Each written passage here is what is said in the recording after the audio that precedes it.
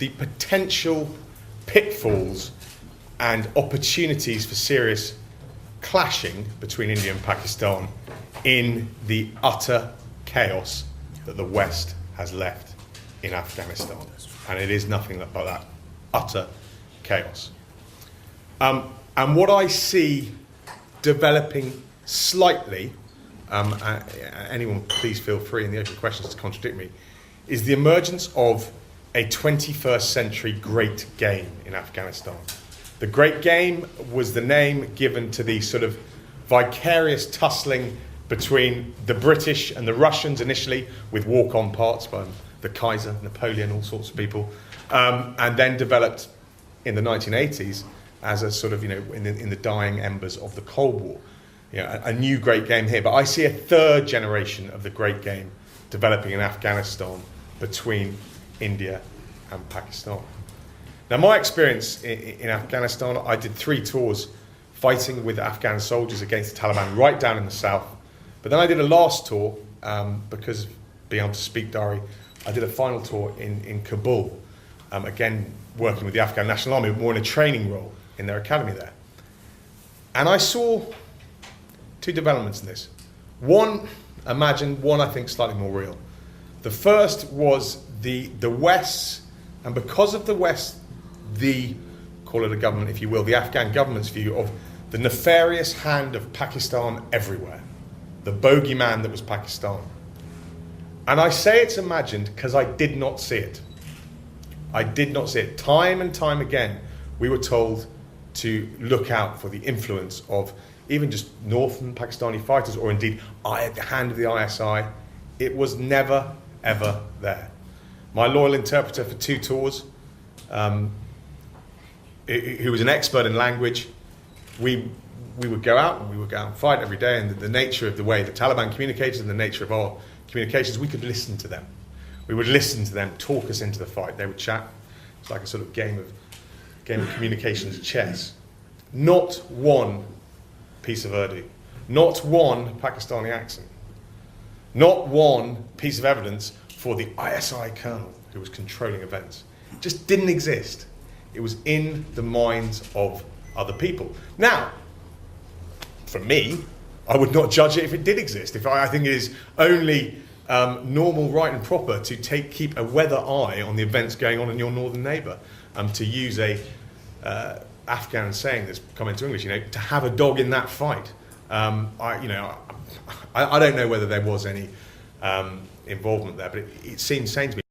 Was undeniable. I do not, I'm a soldier. It is not my place to comment. What the provenance of that money was, I do not know, but there was buckets of it in Kabul.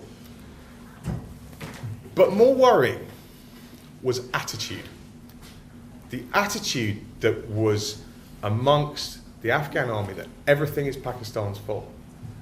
When is your arm? A conversation I had with one, they were developing, when they wanted our mentoring to finish, when they wanted to go. We feel as an Afghan army we'll be at the right level when we can invade Pakistan. I was like, whoa. That's quite a harsh chat. Where's this coming from?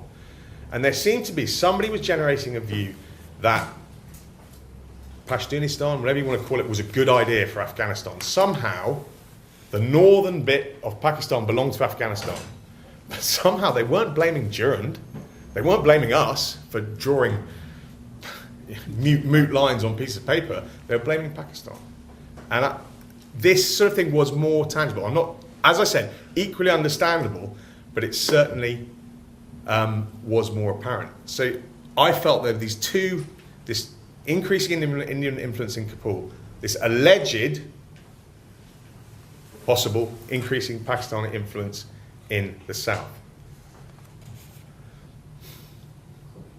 To take it further, do I think this dangerous? Yes, I think it is dangerous. I think it's dangerous for 2 reasons. Because Afghanistan, the great game that was played in the mid-19th century and then at the end of the 20th century, Afghanistan is a more volatile and more dangerous place now.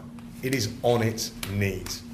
The number of smiling British, American generals who've never had a piece of lead round their ears telling you how great it is, or met somebody from DFID justifying the thousands of money, millions of pounds going in there, they do not leave their little safe havens. They exist within their own echo chambers of everything's okay and we've done a good job.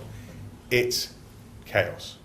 And I think that is potentially a much more dangerous canvas to play any 21st century great game between India and Pakistan.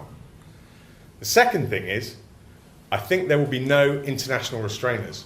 If this becomes a way to vent any aggression from either country, nobody's going back in there, I don't think, from the West.